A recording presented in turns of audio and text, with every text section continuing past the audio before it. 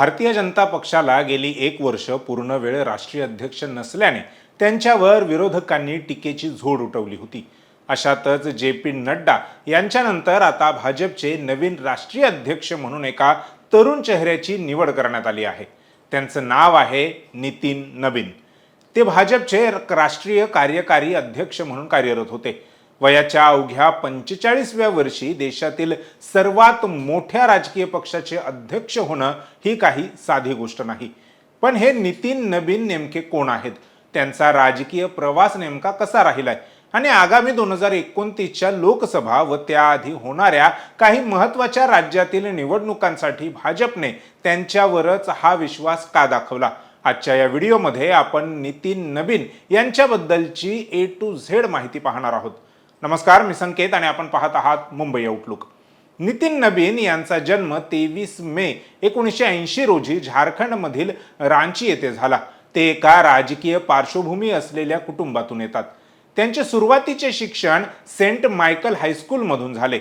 1996 साली त्यांनी 10वी तर 1998 मध्ये नवी दिल्लीतील CSKM पब्लिक स्कूल मधून 12वी पर्यंत शिक्षण घेतले।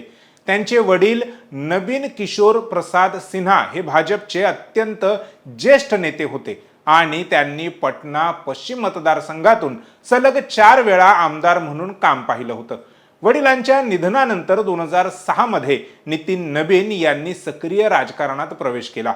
नितीन नबीन यांचा अनुभव हा केवळ बिहार पुरता मर्यादित नाही, तर त्यांनी राष्ट्रीय पातळीवर देखील स्वतःची सिद्धता केली आहे। नितीन नबीन यांनी 2006च्या बिहार विधानसभा पोटनिवडणुकीत पहिल्यांदा विजय मिळवला। त्यानंतर 2010, 2015, 2020 आणि नुकत्याच झालेल्या 2025च्या बिहार विधानसभा निवडणुकीत ते बांकीपूर मतदारसंघातून सलग निवडून आले आहेत। बिहारमधील नितीश कुमार सरकारमध्ये त्यांनी रस्ते विकास, नगर विकास आणि गृहनिर्माण तसंच कायदा मंत्री म्हणून महत्त्वाची जबाबदारी सांभाळली आहे। ते भारतीय जनता युवा मोर्चाचे राष्ट्रीय सरचिटणीस राहिले आहेत। याशिवाय सिक्कीम आणि छत्तीसगड राज्याचे प्रभारी म्हणून त्यांनी पक्ष संघटनेत मोलाची भूमिका बजावली आहे। विशेषतः छत्तीसगडमध्ये भाजपला पुन्हा सत्तेत आणण्यासाठी त्यांनी पडद्यामागून केलेली रणनीती महत्त्वाची मानली जाते। भाजपमध्ये अनेक ज्येष्ठ नेते असताना नितीन नबीन यांचीच निवड का झाली याची काही महत्त्वाची कारणे आहेत। भाजपने नेहमीच तरुणांना प्राधान्य दिलं आहे। 45 वर्षांचे नबीन हे पक्षाच्या आगामी 20 ते 25 वर्षांच्या रणनीतीचा भाग आहेत। नबीन हे कायस्थ समाजातून येतात। बिहार आणि उत्तर भारतात हा समाज भाजपचा पारंपरिक मतदार मानला जातो। हा समाज राजकीय दृष्ट्या तसा सक्रिय नाही व तो न्यूट्रल मानला जातो। नितीन नबीन यांना अध्यक्ष करून भाजपने एक मोठा सामाजिक संदेश दिला आहे। छत्तीसगड विधानसभा निवडणुकीत मिळालेले यश आणि बिहारमधील संघटनात्मक बांधणी यामुळे ते प्रधानमंत्री मोदी आणि अमित शहा यांच्या विश्वासातील नेते बनले आहेत। नितीन नबीन यांच्या नियुक्तीचा आगामी राजकारणावर मोठा परिणाम होऊ शकतो असे मानले जात आहे। देशातील तरुण मतदारांशी संवाद साधण्यासाठी नबीन यांचा उपयोग होईल अशी पक्षाची आशा आहे। पुढील लोकसभा निवडणुकीपर्यंत पक्ष संघटनेला नवीन ऊर्जा देण्याचे आव्हान त्यांच्या समोर असेल।